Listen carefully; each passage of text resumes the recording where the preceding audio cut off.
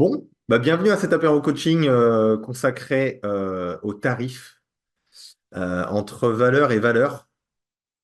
Pas Dupont et Dupont, hein, mais c'est presque la même chose. Et oui, c'est l'équilibre entre trouver le bon équilibre parfois même quand on démarre, mais même après, je veux dire tout au long d'une vie d'indépendant, on se pose souvent la question de je fais payer combien? Est-ce que ce que je fais payer, ça les vaut vraiment? Toutes ces choses-là. Et à tous les niveaux, que ce soit comme je disais, voilà, hein, quand on démarre, on a l'impression d'être complètement nul et de prendre de l'argent aux gens. Et parfois, sur des choses plus avancées, quand on veut créer des stages, des ateliers, des produits en ligne ou n'importe quoi, là aussi, la question se pose à un moment donné du tarif. Donc le tarif, il raconte énormément de choses et c'est pas anodin.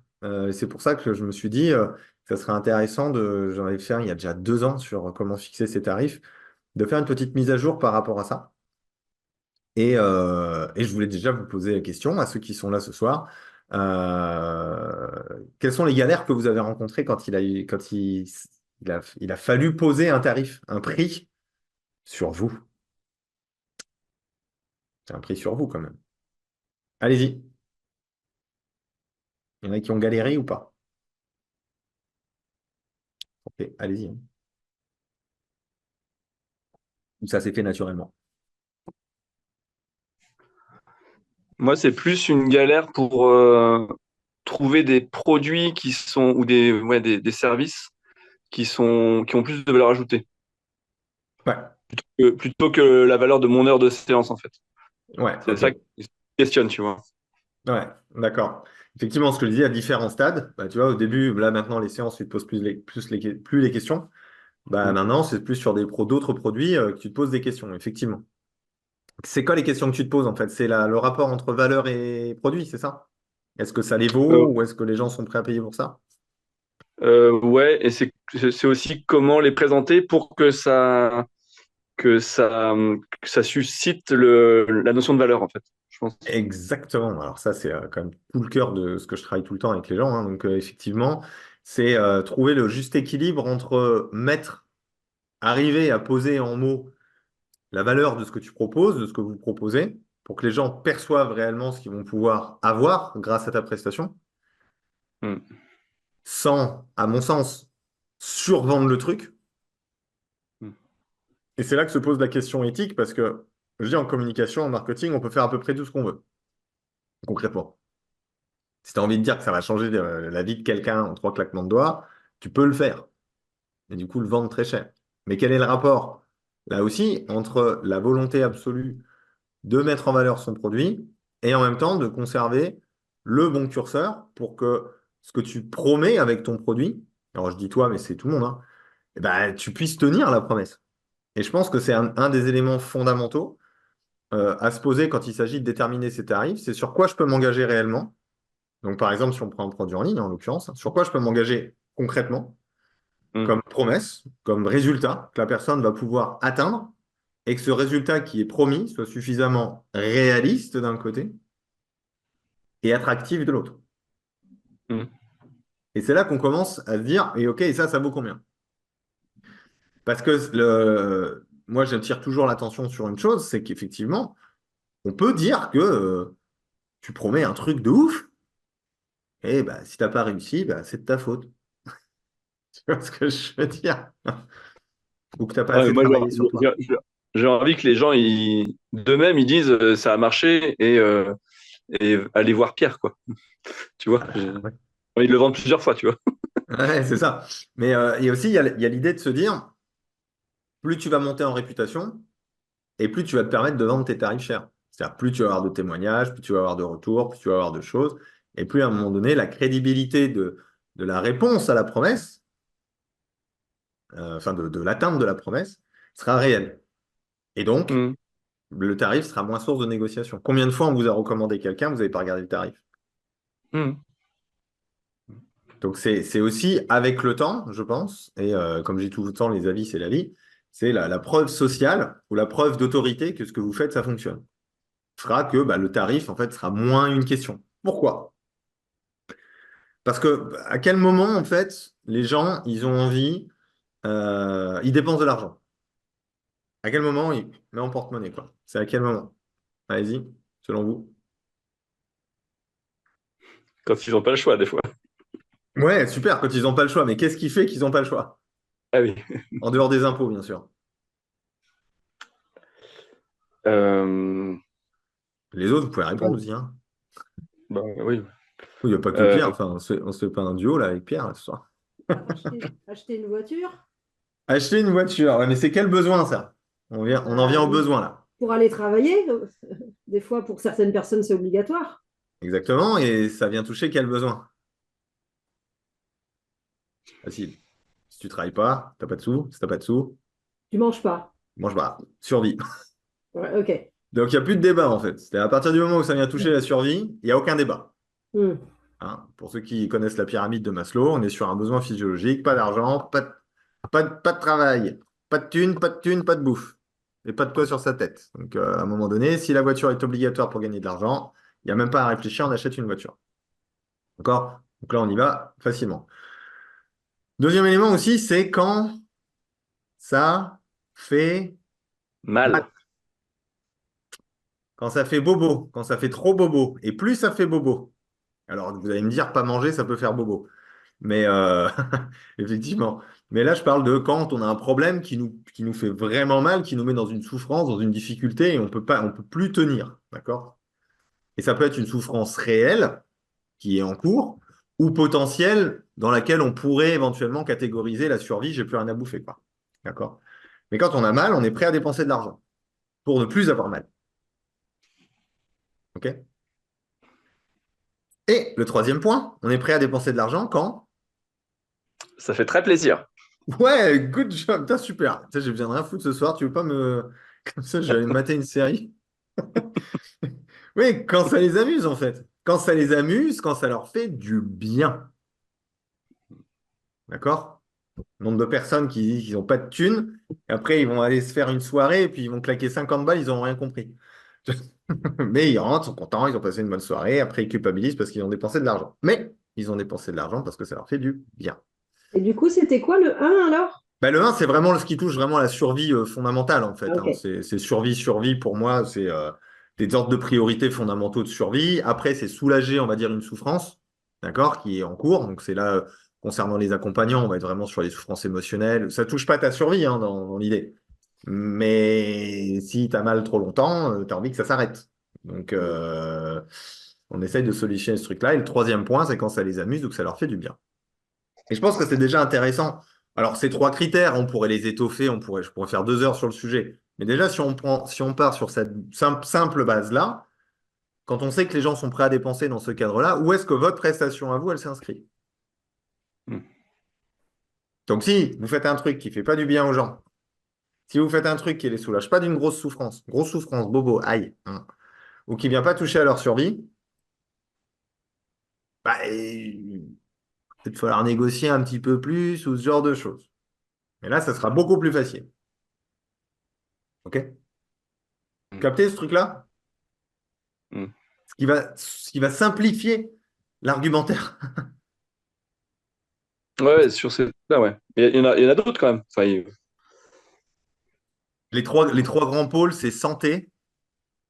hmm. euh, Ça y est, je déraille. Santé, amour, enfin les relations affectives et Hmm. argent. Et dedans, tu as Oui, voilà, toutes je les, pense. t'as toutes les Penser à ça. sous-catégories. Et t'as toutes les Ouais. sous-catégories dedans. Mais les leviers d'action, de mise en action, ça sera toujours survie, ça sera évitement de souffrance ou plaisir maximum. D'accord? Mais peu importe les catégories. Hein. Ok. J'améliore ta santé, j'améliore tes relations affectives ou je te fais gagner de la thune. Si vous êtes dans un des trois, généralement, on n'est pas trop mal. C'est même pas qu'on n'est pas trop mal, c'est que c'est les trois grands secteurs. Hmm. Et après, dans la santé, il peut y avoir différentes choses. Dans l'argent, il peut y avoir différentes choses, etc. Donc, savoir où est-ce que vous placez, c'est hyper intéressant. Alors, on en revient quand même à l'histoire du tarif. C'est quand même l'objet du soir, quoi. Et on en vient Hmm. donc à la promesse. Qu'est-ce que vous pourrez promettre? Quelle souffrance vous pouvez soulager? Ou alors, quelle est la survie que vous pouvez apporter aux gens? Ou alors, qu'est-ce que vous pouvez leur apporter qui leur fait du bien, qui les amuse, qui leur amène du mieux-être? OK? Un autre point qui est intéressant, c'est de vous dire, ces personnes-là qui rencontrent ces situations-là, est-ce qu'elles ont de la thune à dépenser? Parce que si je suis en mode survie, que j'ai besoin d'une bagnole pour pouvoir aller travailler, je vais aller pas dépenser 80 balles pour aller me faire masser parce que je suis déjà rech, je suis déjà au taquet sur la bagnole et j'ai même pas de quoi remplir mon frigo. Donc cette personne-là ne sera pas un client potentiel si tu veux lui vendre du massage, par exemple. Ou alors c'est un bon cadeau à la rigueur pour ses amis, mais sinon ce sera plus compliqué. Donc c'est de savoir aussi à qui vous vous adressez. Quel est l'argent que les personnes à qui vous vous adressez, est-ce qu'elles l'ont ou pas?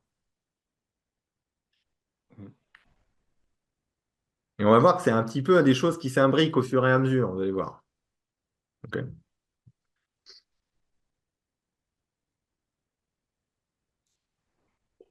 Ça va là-dessus? C'est clair ou pas? Dites-moi hein, si vous avez des questions, si... Ouais, hein, ça va. On pourrait imaginer... Vas-y.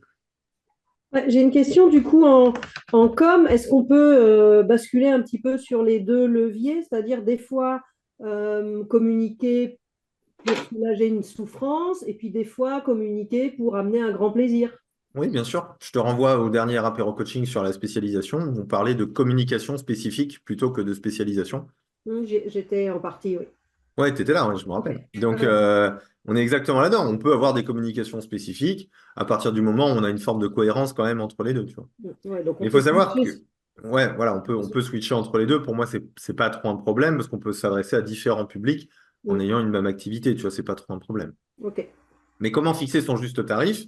C'est c'est c'est si je vais aller typiquement sur du mieux-être, bien-être, je me fais du bien et toutes ces choses-là, on n'est pas sur un principe de survie, globalement.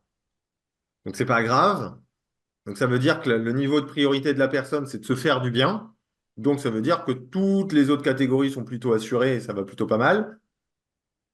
Donc, on peut considérer que ce sont des gens qui, bah, potentiellement, de toute façon, il suffit de regarder dans le développement personnel tout ce que les personnes, elles claquent comme centaines de milliers d'euros dans des stages de week-end, de je sais pas quoi. On peut considérer quand même globalement ces gens qui ont de l'argent à dépenser pour aller mieux et pour Mm, se faire du bien. C'est vrai, non? Pas faut avoir que ça à foutre que de se faire du bien dans l'idée. C'est que t'as pas, c'est que t'as d'autres problèmes, moins de problèmes en fait, hein, dans l'idée quand même. T'es en galère à bouffer, que t'en peux plus, que t'es comme ça, eh ben, tu vas pas te dire, tiens, je vais me faire un petit stage pour faire monter ma Kundalini. Tu vas pas te faire ça, quoi. Tu vois, non, c'est pas le délire. Donc c'est là où c'est important pour vous quand vous fixez vos tarifs et quand vous fixez un peu vos prestations, c'est de vous dire à quelles personnes je m'adresse, dans quelle situation elles sont, et est-ce qu'elles ont l'argent à dépenser? Est-ce qu'elles ont les pépettes pour vous acheter? Ok. Et maintenant, on en vient à vous. Parce que ça, c'est les gens. Maintenant, c'est vous. Vous, quand vous fixez votre tarif, il y a une question que j'adore, c'est est-ce que vous vous achèteriez à ce tarif-là? Et je ne vous demande pas de me dire, ah oui, mais je ne me sens pas légitime. Non, non, non, non, non. Est-ce que vous, vous êtes prêt à dépenser le tarif que vous facturez pour quelqu'un? Enfin, pour vous-même. Genre, vous êtes à 90 balles pour une heure. Est-ce que vous êtes prêt à dépenser 90 balles pour une heure?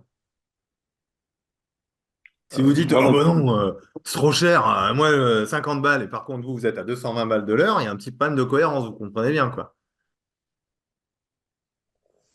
Je trouve que c'est déjà une réflexion un peu intéressante sur le rapport à quelle est vous la valeur que vous mettez sur les choses. Peut-être de le questionner, voire de le travailler. T'allais dire quelque chose, Pierre? Non, non, mon psy, il est à 120 balles de l'heure, ouais. Ouais, voilà. Et je suis Exactement. content de lui payer 120 euros de l'heure. Exactement. Pourquoi d'ailleurs? Bah, parce que on m'a dit que c'était le psy des psys de Paris. Et effectivement, il est super bon. Donc, voilà. Et voilà. On m'a dit que c'était le psy de Paris. On en revient à ce que je te disais au départ. La réputation, toutes ces choses-là. Généralement, ça permet d'avoir quelque chose de beaucoup plus permissif sur les tarifs que vous allez pouvoir utiliser. Bah, parce que si vous avez une bonne réputation, c'est que vous êtes quand même plutôt bon et qu'à un moment donné, bah, le tarif est aussi un filtre. Parce que si vous restez, si vous êtes le meilleur de toute la planète, et malheureusement, on a ce biais-là, et j'en viens à ce fameux biais, de plus c'est cher, plus ça veut dire que ça a de la valeur. Je me rappellerai toujours à l'époque, quand j'allais faire les courses au début avec mon ex-femme, elle me disait, prends le plus cher. C'est le meilleur. Je fais, bah, bah, pas forcément. Oui, donc je pense que c'est assez intéressant d'aussi de prendre conscience de ce biais-là dans ce que vous proposez. Ça veut dire si vous êtes trop peu cher, ce qui est mon cas aujourd'hui, hein, mais c'est pas grave, je l'assume. On considère que je suis pas sûr que ça ait de la valeur. Ouais, parce que l'autre à côté, il fait deux fois plus cher. Est-ce que ça vaut vraiment, ou est-ce que ça vaut le coup, ou est-ce que c'est. Vous voyez, il y a ce rapport-là aussi dans l'être humain, dans ces biais cognitifs-là à prendre en compte. Troisième élément, prix du marché. Vous êtes où par rapport au marché? Et ça, c'est souvent un très très bon indicateur au début pour éviter de faire n'importe quoi. Si vous avez des doutes ou quoi que ce soit, vous vous calez au marché, à la moyenne. Comme ça, vous n'êtes pas emmerdé. Par exemple, si vous organisez des stages en week-end, on sait que le marché, il est à peu près à 300 balles le week-end. 300, 350 balles, la plupart des stages. Vous avez remarqué? Hein, on est souvent dans ces tarifs-là. Donc, c'est une espèce de norme, de valeur, comme le prix de la baguette, en fait. Tu vois, c'est la même chose. Donc, on se cale là-dessus. Et c'est généralement excellent de se mettre là-dessus. Si on se met un petit peu plus cher, on sait que ça a un effet de OK, je prends le risque d'avoir peut-être moins de monde qui ne va pas vouloir dépenser autant, mais peut-être que ça va donner l'effet de sa plus grande valeur si vous le faites par rapport à votre réputation et pas juste par rapport à une stratégie marketing pour prendre les gens pour des clowns. Aurélie, autour de moi, les hypnos qui s'installent font l'inverse. Plus ça va, plus ils font baisser les prix. Oui, bah, c'est un vrai problème. Ils influent sur le marché. Donc toi, il faut que tu augmentes les prix, il faut que tu doubles tes prix, toi. Ah bah de toute façon, moi si tu ramènes au taux horaire, c'est moi la plus chère sur mon secteur. Et c'est mon Ouais. cabinet qui est le plus rempli. Donc ils font ce qu'ils veulent, mais moi, tu vois, quand tu te mets à 45 balles la séance, je me dis, je sais pas la valeur que tu t'accordes, mais moi, perso, ça m'interpelle quand même. Bah ouais. Quand on file 24% à l'URSSAF, tu bosses pourquoi? Pour la gloire? Moi, je fais ça, mes enfants, ils me mangent en fait. Ils te mangent parce qu'ils n'ont plus rien à manger, du C'est une coup. question de survie. Tout simplement. Donc effectivement, il y a la notion de réalisme par rapport au marché, il y a la notion de valeur de qui est perçu par les gens, la valeur que vous percevez aussi de vous-même. Souvent, typiquement, c'est un excellent exemple hein, que tu nous donnes là. C'est se sous-évaluer au début parce qu'on considère qu'on n'est pas bon, mais on flingue le marché et on en renvoie une image en plus ah ouais, d'accord, elle est pas chère. Bon, la séance d'hypnose à 40 balles, là, je la sens pas là. Bah, si tout le monde est à 70 à un moment donné ou 80, s'il y a quelqu'un qui est à 40, qu'est-ce que ça raconte? Mère Teresa ou pas confiance en elle, justement, et elle n'ose pas mettre un tarif ou ce genre de truc? Vous sentez le rapport à la légitimité et tout ce qui se passe derrière ou pas? Ouais. À Paris, t'en as, ils prennent 300 euros pour une séance par exemple, accompagnement dans la gestion du poids, hein. Et ils te disent, elle est fantastique, machin, 300 euros la séance. Et franchement, Bah, elle a des bons avis. Elle tourne. Il y a des gens non, qui mais sont prêts il y a des gens qui sont voilà. prêts à payer. T'en as qui font, qui prennent ça pour le tabac à plusieurs. Non, mais t'en as, ils prennent des prix, c'est de la folie, hein. Ouais. Et c'est là où on arrive au sujet qui, pour moi, est le plus important souvent, c'est la limite éthique. Alors, on peut dire aussi que le tarif peut être stratégique. Ça veut dire que bah, concrètement, tu me files 350 balles pour arrêter de fumer. Tu as tellement lâché de la thune pour arrêter de fumer qu'à un moment donné, tu arrêtes de fumer parce que tu as payé, quoi. Ah Pas bah parce t'as un biais que d'engagement de fou. il y a un biais d'engagement de malade mental. Donc, c'est là Bah, aussi. t'es prêt à dépenser ça pour crever, tu peux dépenser ça pour t'en séparer. Exactement. Donc, après, la limite éthique, elle est où, en fait? Toi, thérapeutiquement parlant, ça peut être extrêmement stratégique. Je dépense beaucoup d'argent et ça me permet de changer parce que j'ai dépensé beaucoup d'argent. Mais ce qui est vrai, parce que moi j'ai une copine, je l'avais envoyée voir un hypno quand j'étais à l'école, donc le prof de l'école, elle avait payé 150 euros la séance, qui avait duré genre 45 minutes. Et en sortant, elle m'a dit, oh, j'ai eu une envie de petite clope, mais je me suis dit, putain, 150 euros, je suis pas prête de refumer. Et elle a arrêté plusieurs mois finalement. Voilà. Moi, j'avais une prescription de tâches sur le tabac à un moment donné. Je lui ai dit, c'est très, très simple. Arrêtez de fumer. Il me dit, comment? Je lui dis, vous me laissez un chèque de 3 000 euros. Si vous retouchez une clope, je l'encaisse. Et alors? C'était pour déconner, mais c'était pour jouer sur ce levier-là. C'est une petite suggestion au passage. Mais je ne l'ai jamais fait, ce truc-là. Mais tu vois, c'est là où on peut se dire, ouais, l'éthique, le machin, le truc, mais est-ce qu'à un moment donné, c'est pas aussi thérapeutique dans certains cas? Est-ce que c'est pas aussi favorisant? Mais il faut accepter une chose, c'est que certains vont te critiquer, que certains vont te dire que tu es un escroc, que tu prends du pognon à des gens, et là là là, et là là là, et là là là, et là là là. Vous voyez ce que je veux dire? Tu te fais de l'argent sur le malheur des Tu te fais autres. de l'argent sur le malheur des autres. Hum. Hein. C'est la fameuse question, quel est le prix de ton mieux-être? Bah, honnêtement, moi, c'est surtout quel est le prix de ma compétence, quoi. Oui, mais comment tu juges ta propre compétence? Vous avez 4 heures, une soirée. Alors, Ouais. introduction. C'est toute la question de ça, là, en fait, finalement, Hum. ce soir. Comment tu juges le prix de ta compétence et comment tu juges le prix, la valeur du mieux-être des gens? J'ai envie de dire son résultat quelque part, hein. C'est pas Parce à que toi de juger, je pense. bah, Ah, c'est pas... c'est compliqué de l'auto-juger quand même. Ouais, Hum. c'est ça. Compliqué Ouais. de l'auto-juger. D'où les Après, avis. tu vois, dans les facteurs, excuse-moi, Pierre, je t'ai coupé. Il a dit Non, non, d'où je dis les d'où avis. les avis, en fait. Enfin, Hum. voilà. La valeur, elle est là, en fait. C'est ceux qui l'ont vécu qui en parlent le mieux, en fait. Mais Exactement. vas-y. Vas-y, Aurélie.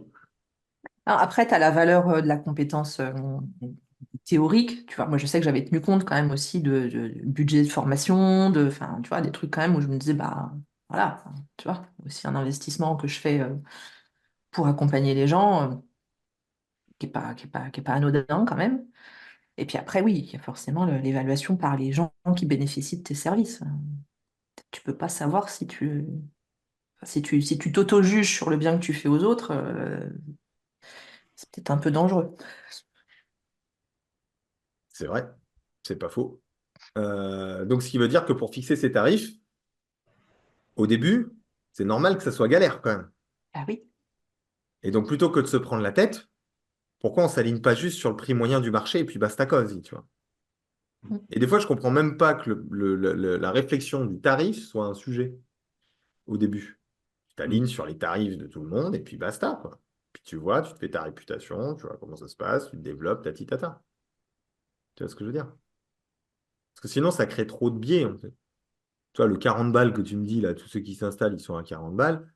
Là, ça entache, la réputation du métier, ça dévalorise clairement leurs prestations.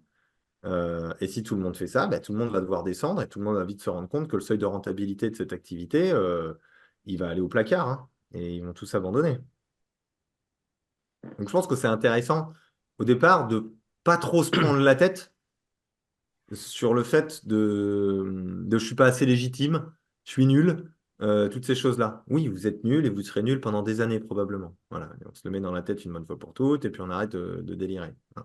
Moi, un formateur, un jour, il m'avait dit, hein, sois moins mauvais demain qu'aujourd'hui. Et ça m'a tenu pendant des années ce truc-là. Et je trouvais ça plutôt intéressant comme angle. Tu vois? Ça, c'est comme être parent, c'est faire le moins de conneries possible. Voilà. J'aime bien celle-là. Et ce qui présuppose quand même que s'aligner sur les tarifs du marché, c'est assez intéressant. Ce qui présuppose aussi que ceux qui pratiquent des tarifs extrêmement forts avec des promesses extrêmement fortes, ils ont intérêt à assurer quand même sacrément derrière. Parce que sinon, des réputations, elles peuvent exploser en deux temps, trois mouvements. Et prendre le temps de constituer une expertise, un bouche à oreille, des avis sur un tarif qui est dans la moyenne de tout le monde, faites ça pendant quelques temps. À mon avis, à mon humble avis, ce n'est que le mien, toujours preuve de discernement à mon sens, c'est la solution la plus simple. C'est la solution la plus facile. Typiquement, même sur les trucs en ligne, Pierre. Sur le truc en ligne, c'est un petit peu plus piégeux parce qu'il y a tellement de formules qui sont différentes. Tu vois, tu peux avoir les formules uniquement en vidéo, les formules avec coaching asynchrone, les formules avec du coaching. Il y a plein, plein, plein de formules où la valeur Ouais. finalement de ce qui est proposé, elle doit se faire en correspondance de la prestation qui est proposée, de la promesse, surtout, et de ce que la personne va réellement gagner. Si Ouais. demain tu dis je te fais passer de 0 à 1 million d'euros en un an, et que tu fais ta prestation à 390 euros, tu as tout de suite, on sent qu'il y a une couille quoi, dans le pâté, quoi. Mm. Et là, on en vient sur la valeur perçue et de la crédibilité, de la cohérence de l'offre. Demain, je te fais un arrêt du tabac en une séance à 1200 euros. Bah, je pense qu'on est tous un peu comme ça, estomaqués, quoi. C'est genre, hein? Ouais. Tu vois ce que je veux dire? C'est la cohérence entre la promesse, ce qui est proposé comme formule d'accompagnement, d'accord? Mm. Et la valeur du résultat, la valeur perçue du résultat. Si demain, tu es riche, tu n'en as rien à foutre de claquer 70 000 euros maintenant. Mm.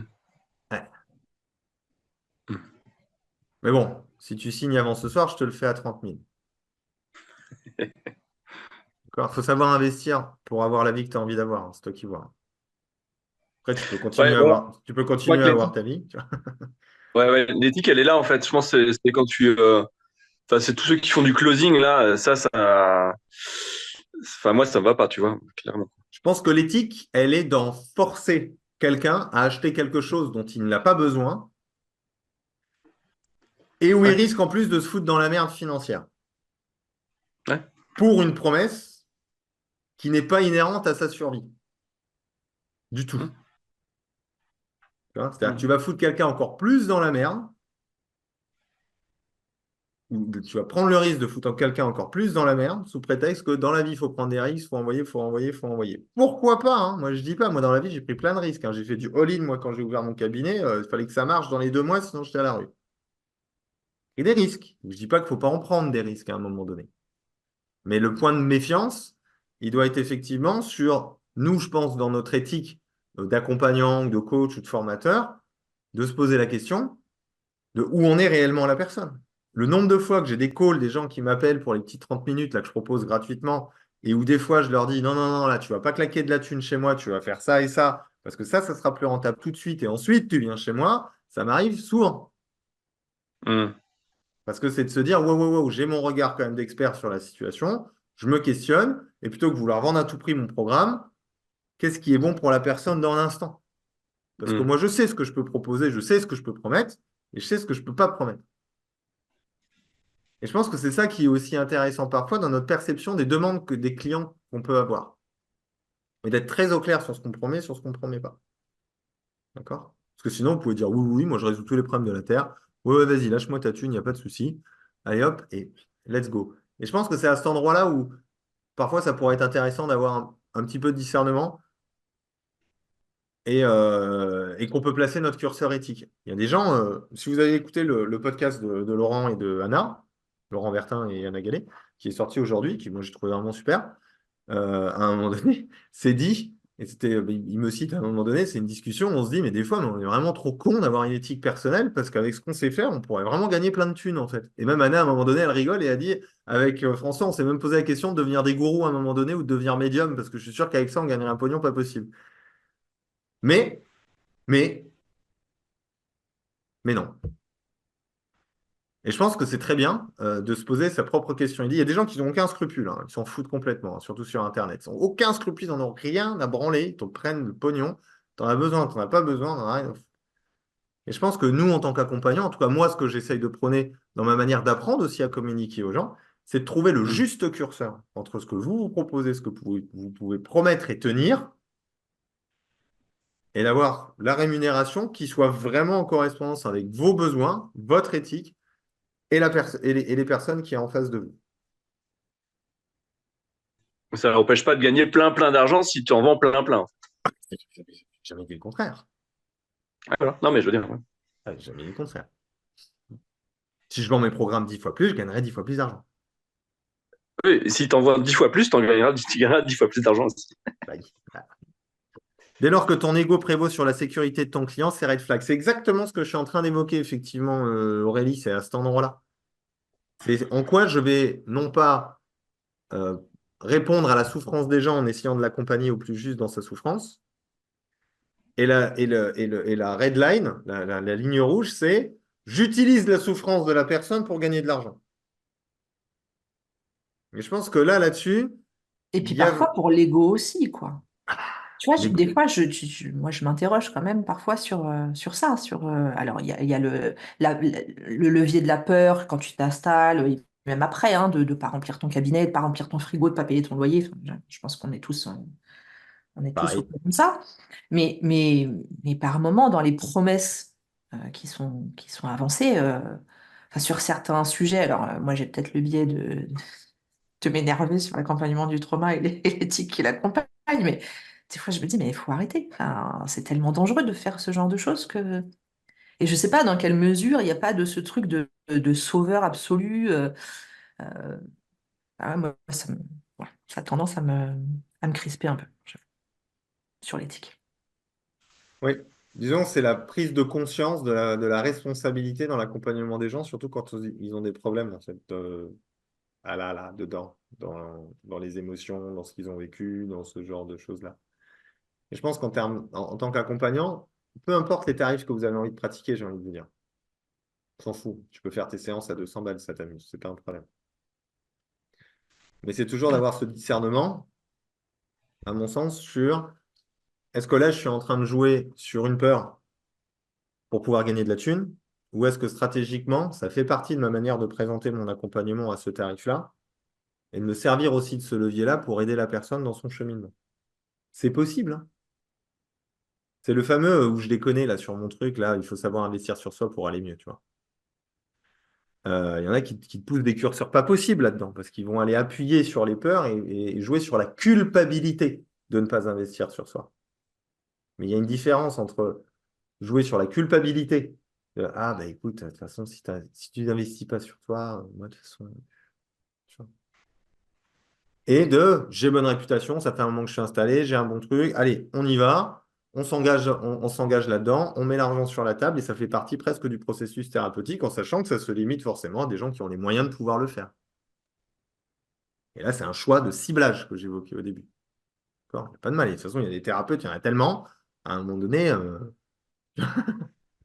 peut juste travailler avec une certaine catégorie de personnes ou certains types de personnes qui ont certains problèmes. Ça marche aussi à terme. Mais vous sentez cette frontière que je vous évoque là entre jouer sur les peurs, les survies et toutes ces choses-là pour gagner de l'argent et avoir une communication plus éthique, entre guillemets, ce qui n'empêche pas d'avoir des tarifs qui vont être plus importants en fait. Hein, c'est pas trop Mm. un problème. Ouais. Des questions, des remarques par rapport à ça? Ou des questionnements que vous-même vous avez par rapport à vos propres tarifs?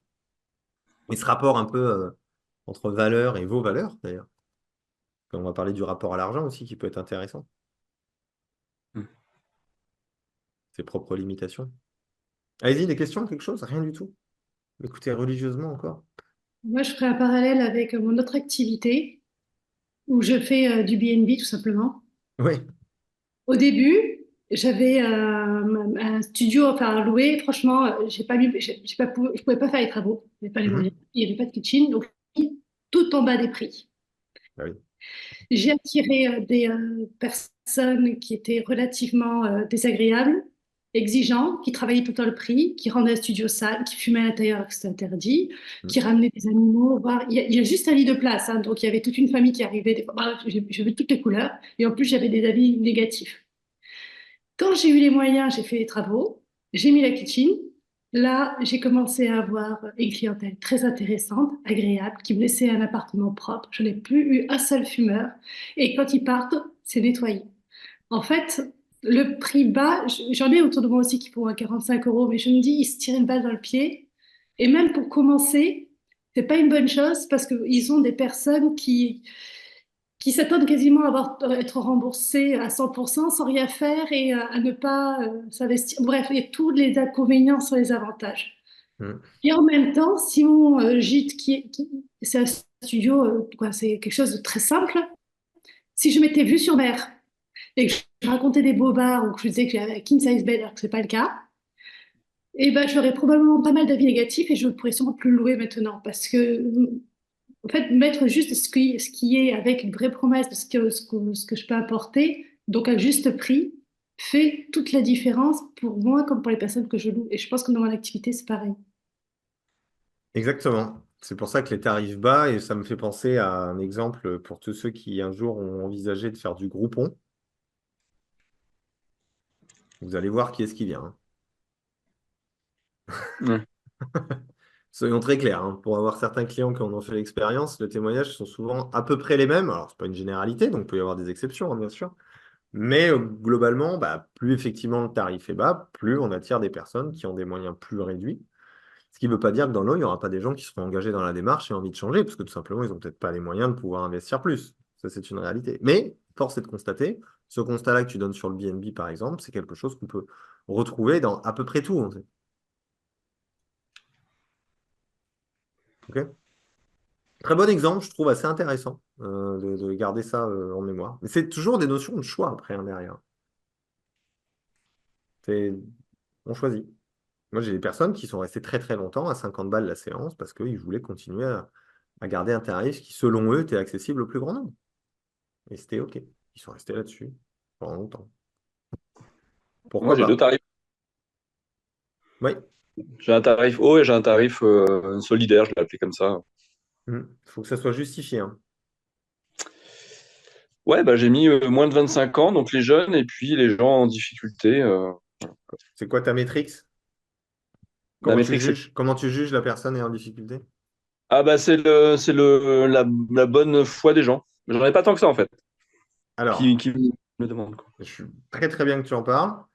Ça, ce truc-là, n'a pas le droit. Ah ouais? Ah non, non, non, parce qu'en fait, tu juges à la tête des gens. Donc, ça peut être considéré, quand même, tu es de bonne foi, hein, ça peut être considéré comme de la discrimination.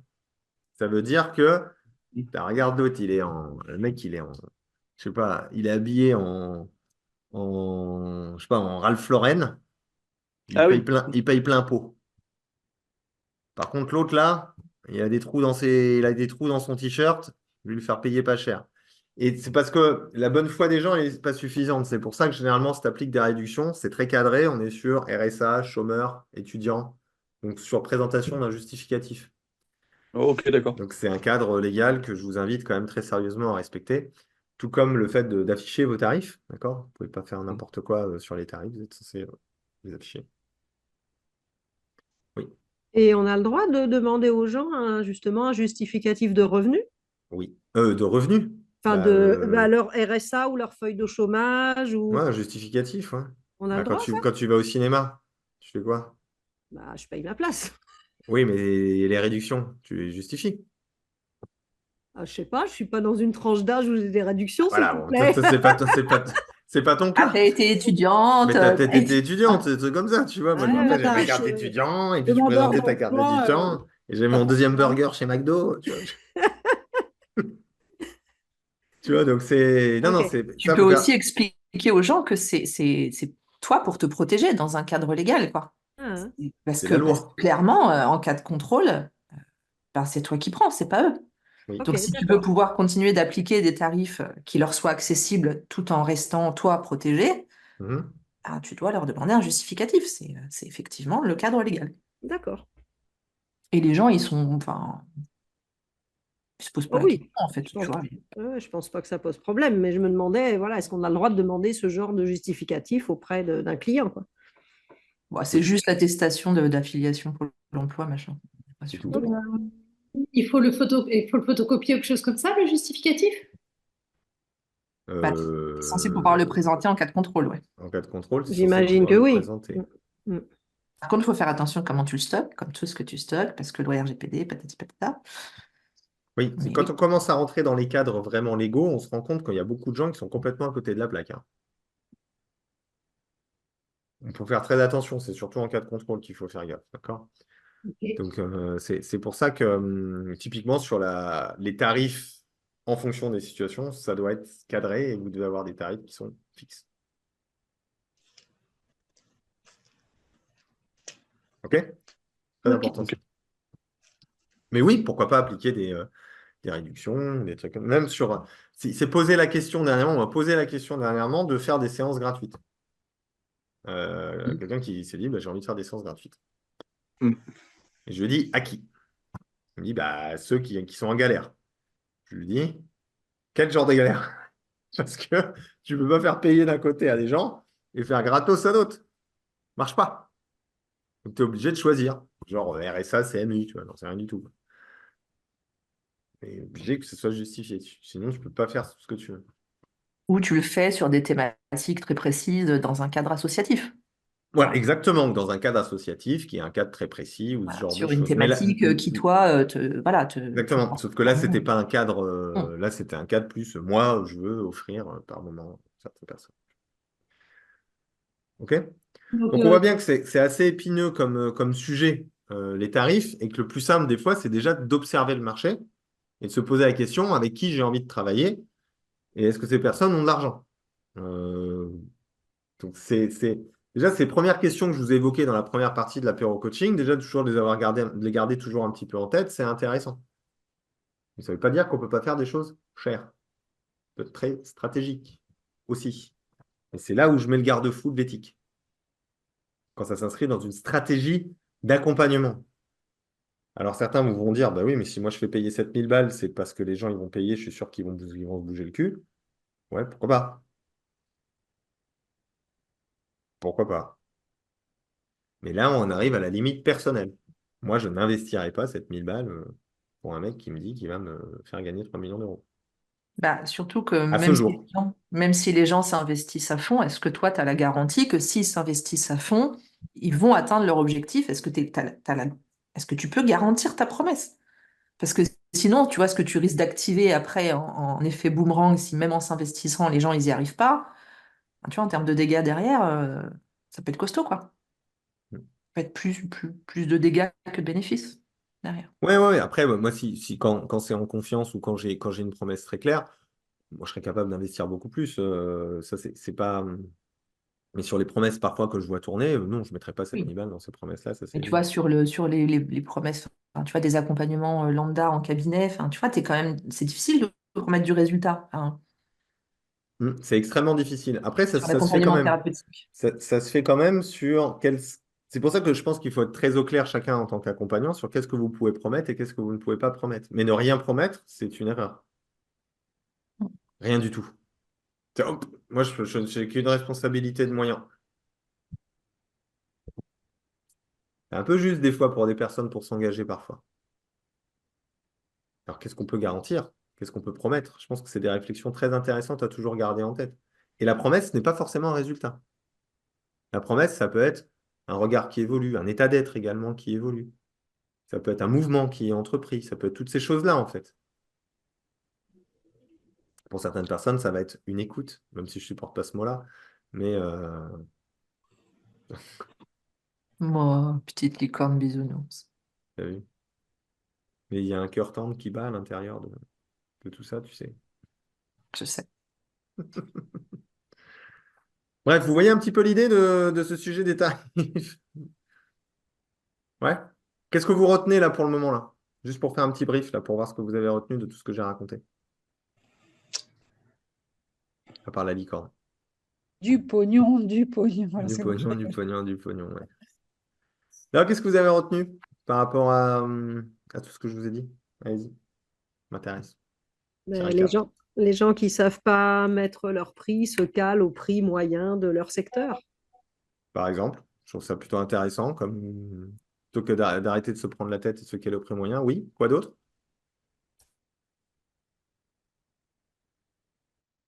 Ouais, je suis assez d'accord avec ça. En fait, ce qui te permet de passer le plus rapidement à l'action et d'arrêter de te poser des questions, c'est parfois juste le premier pas le plus simple à faire, quoi. Puis après, tu vois. Et après, Parce tu vois. que, parce que de fait, oui, une fois que ça tourne mieux, que tu as un bon bouche à oreille, etc., bah oui, tu le sens bien que c'est plus facile, tu vois, t'es pas dans la même difficulté qu'au début, quoi, pour Exactement. gérer tes tarifs.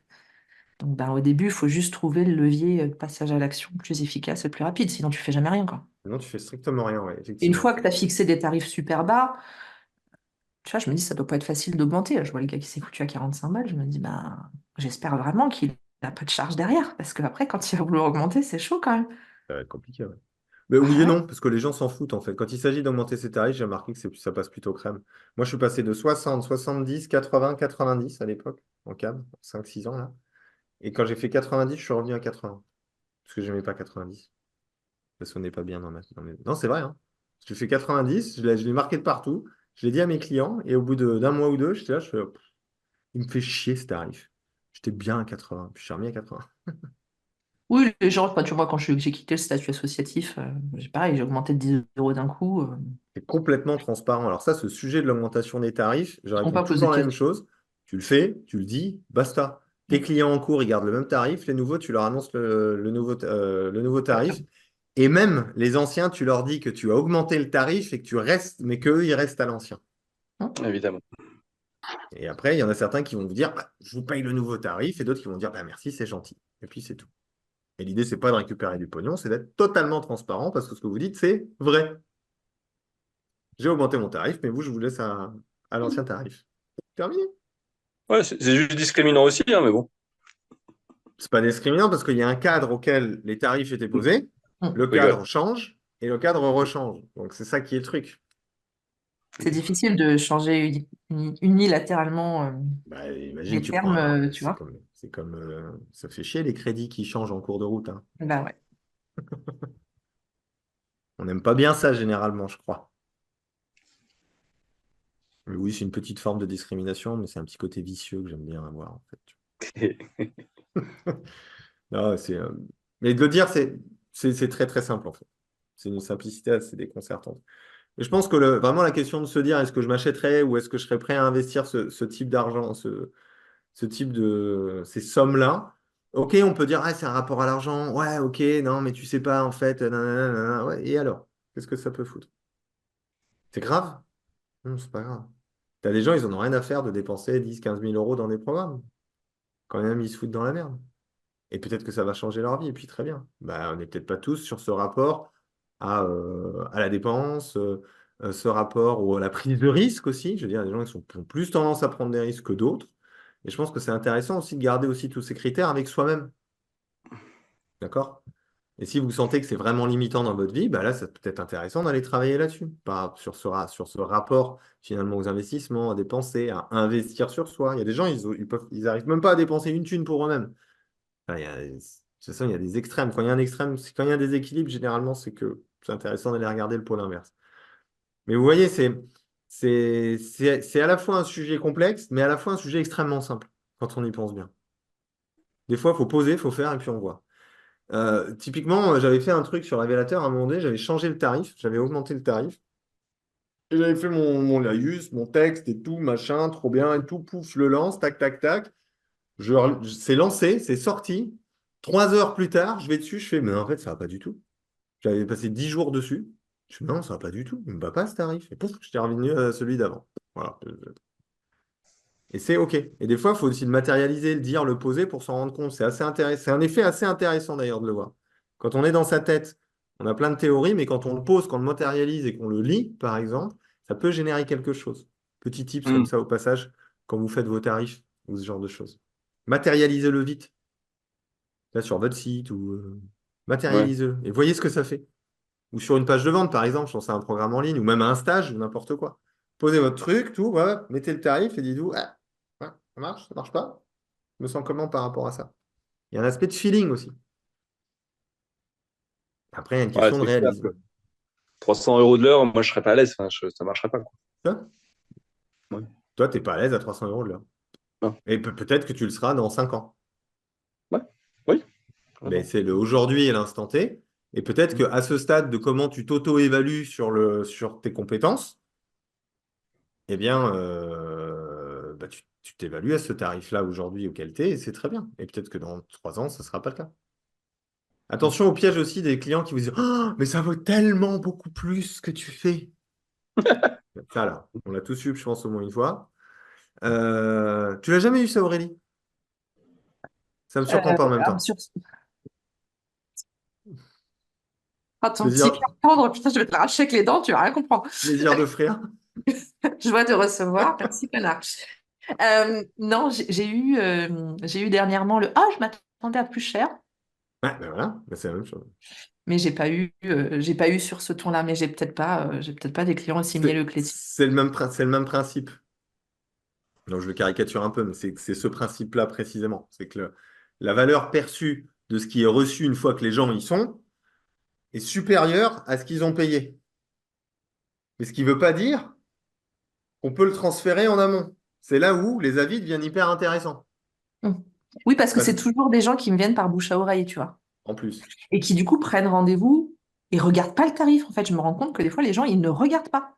C'est ça. Et donc, ils me disent, au fait, c'est combien? Mais alors, à la fin de la séance, quand j'annonce le prix, ils me disent, ah, ça, je m'attendais à pire. Ah.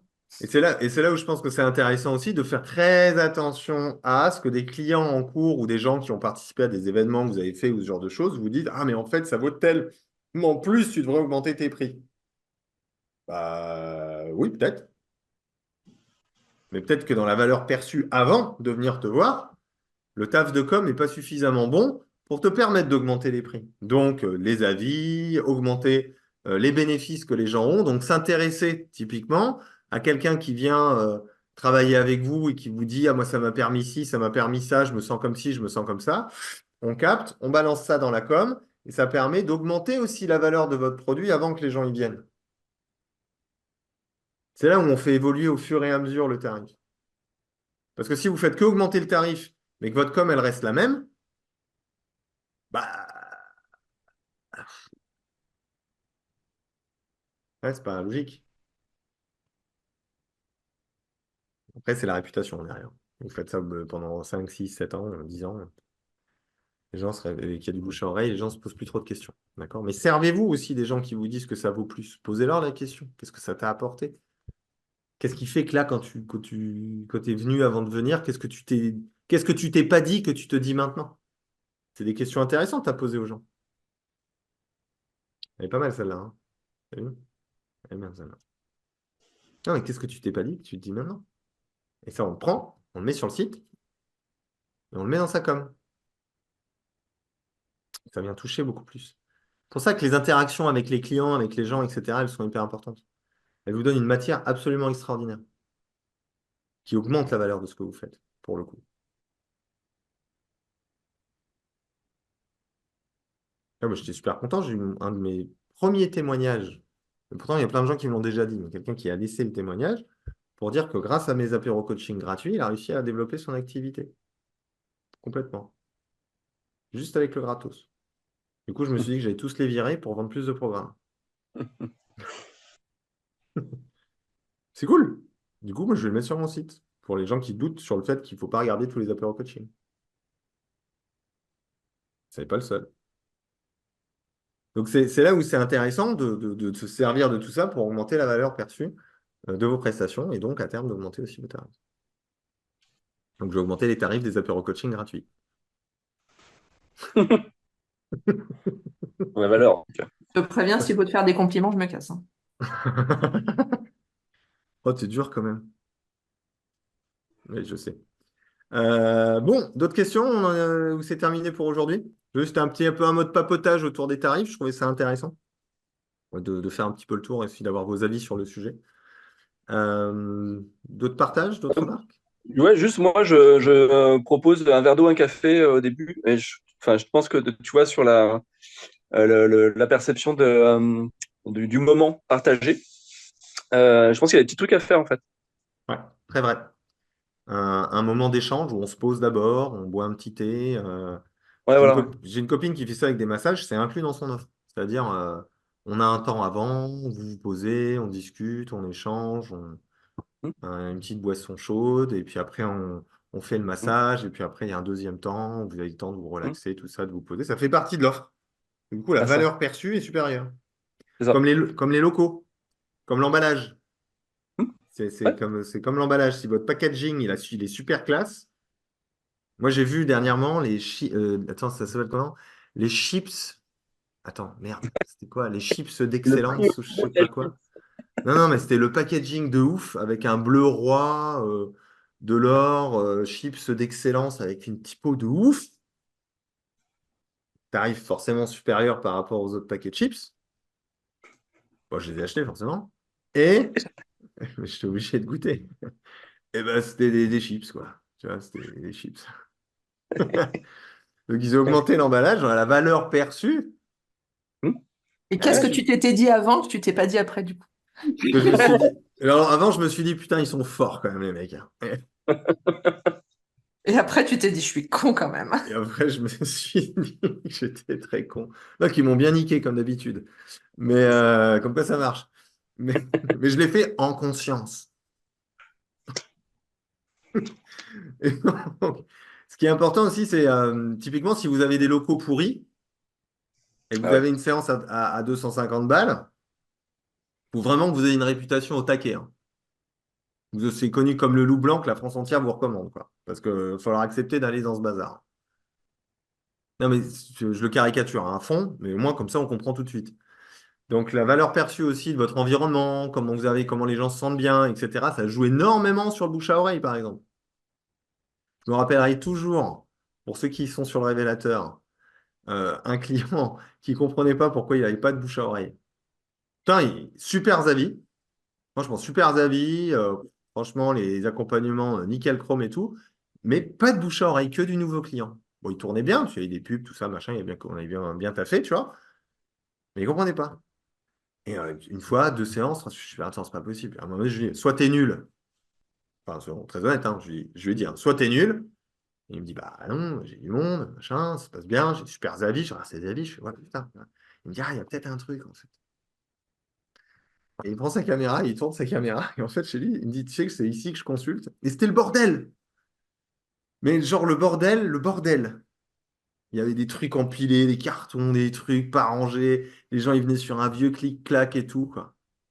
Je dis, mais tu plaisantes ou quoi? Et ok, il a tout arrangé, machin, tout ça.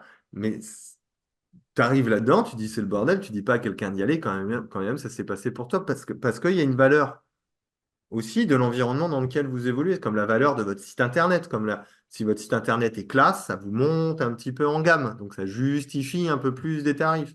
Il y a le packaging. Même quand tu passes du domicile au cabinet. Moi, j'ai vachement senti la différence Ah sur le bah oui. bouche à l'oreille quand j'ai arrêté le domicile et que je suis passée en cabinet. Je pense que c'est beaucoup plus facile pour les gens de recommander quelqu'un euh, qu'à un cabinet que quelqu'un qui vient à domicile. Bien J'ai évidemment. vraiment senti une nette différence sur les gens qui m'arrivaient par bouche à oreille, Ouais. y compris chez des clients que j'avais déjà, tu vois, que j'accompagnais déjà chez eux Mm. à domicile et qui ont commencé à me conseiller une fois que j'étais posée. C'est- Ouais. Donc l'emballage, ça fait quand même une sacrée différence, hein. Ça fait partie de notre réalité, hein. Première impression qui compte, toutes ces choses-là. On a des biais. À nous de trouver le bon curseur. Certains jouent sur ces biais pour prendre les gens pour des cons.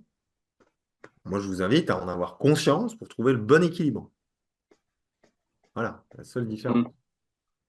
Mm. Ok. Il y a des gens, ils vous font un site super, c'est des tanches finis. Ils jouent sur tous les biais cognitifs, machin, les tarifs, les trucs, les engagements, la culpabilité, l'urgence avec les chronomètres et tout, machin. Et on se fait avoir, comme moi avec mes chips.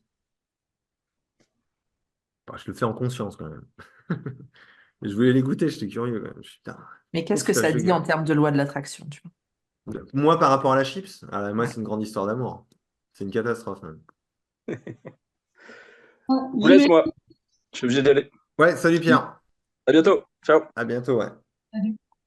Moi, j'ai le Ségolène? des personnes aussi comme moi, quand je vois un chronomètre sur un site de vente ou quelque chose comme ça, je supporte pas la pression, je dégage direct. Ah, Ah pareil, ouais, moi je me barre tout de suite. Bon, quand je sens qu'on force à la vente, c'est red flag. exactement. Bah, il y a des gens qui sont comme ça aussi, et moi, je le suis aussi, donc je ne l'applique pas dans ma communication. Donc c'est là où communiquez tel que vous aimeriez qu'on communique avec vous.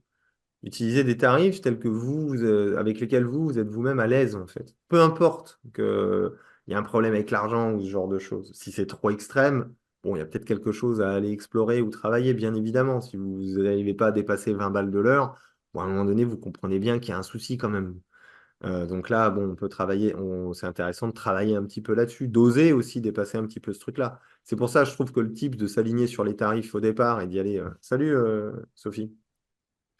Euh, c'est de, c'est vraiment c'est simple. Ça vous évite toute forme de questionnement au départ. Sophie, tu voulais parler ou tu disais au revoir? Ah, tu disais au revoir. Ok, je t'entends pas en fait. Excuse-moi, je disais au revoir à ma filleule qui m'a appelée. Du coup, Je suis la spécialiste pour faire 3 trucs en même temps, ce qui est D'accord, ok, je comprends mieux. naze, parce qu'en fait, je suis jamais à vraiment un truc. Mais bon, voilà, Ouais, ok, c'est mon quotidien. cool. Ah, et Aurélie, ça te fait rire, hein? Il y a un moment où mon cerveau va finir par rester focus. Oui, un jour. Un jour. C'est du Bon, super. Je crois qu'on a fait un petit peu le tour de la question, non? Ah, il y a encore une question de la part de Véronique. Juste petite question logistique, les apéros coaching, c'est tous les combien? Bah, là, il y a déjà 60 heures de contenu en replay. Non, mais les prochains à venir, c'est une fois par mois, 2 fois par mois? Là, c'est tous les 15 jours, mais je vous cache pas que là, je vais les mettre en pause, là. Ok, merci. Parce que franchement, j'ai fait le tour d'une foultitude de sujets. Je Oui, cale c'est un ça. peu, pour être tout à fait honnête. Fait une fois Hein? par mois, au moins, c'est sympa d'échanger. Ouais, j'hésitais à faire une fois par mois. Valeur perçue, rareté. Mais oui, mais après, nous, on va être triste. Bah Je oui, sais. on s'ennuie sinon sans Ouais, toi. mais ça, c'est mon petit côté vicieux. Euh, Tu vois, tu m'as dit ça, rien que pour ça, j'en fais pas avant 3 mois. Oh, Je Toi, m'en fous, je veux venir t'emmerder en DM, hein, tu sais pas. tes petites visuels chevelus nous manqueraient. Ouais, c'est ça, ouais. Non, je pensais passer une fois par mois et puis surtout, je vais proposer avant l'été ou d'ici à l'été, je pense. Là, le shaker, il est quasiment terminé, donc je vais le sortir. Je pensais proposer des ateliers plus spécifiques. Ça veut dire des ateliers où on va bosser sur des sujets spécifiques. Tu vois, typiquement, j'ai quelques sujets sous le coude, mais ça, j'allais faire un petit sondage sur le groupe. J'avais pensé à... Il est où? Ils sont 10 heures. là. Attends, je Putain, vais le trouver. tu nous mets en Euh, haleine. ouais, Ce t'as vu? teasing, t'as vu comment il est? Ouais. Alors, Non, Vicieux, tu, lui. tu, tu, tu, tu, le mec qui est dans le marketing, tu sais, qui sait faire monter la Ah pression. ouais. espèce de bâtard, là. Je l'aurais pas dit Euh, comme ça, mais. Oui, tu l'as pensé. Non, c'est pas un terme que j'utilise. C'est Ah oui, connard, c'est mon vrai, terme. pardon. Ah oui, c'est vrai, pardon. Excuse-moi. Non, comment créer un planning éditorial sur les réseaux sociaux et trouver des titres de posts pour publier sur les réseaux ou sur du blog, par exemple. Donc le blog, je pense que ça serait un truc à part. Se lancer dans le blogging, en fait. Monter un blog, trouver les sujets, écrire. euh, avec CD de ChatGPT comme assistant et pas comme écrivain. Hein, je Moi, précise quand même. je vote oui pour tout ce que tu viens de dire. Ensuite, il y avait les réseaux, c'est précepteur, j'avais déjà fait. Après, il y avait quand même l'histoire d'engager les personnes dans des processus d'accompagnement de manière éthique et respectueuse. Je voulais faire un atelier là-dessus. Ce sera Tu des veux dire ateliers pour pas faire du one shot? pour pas faire du one-shot. Ouais.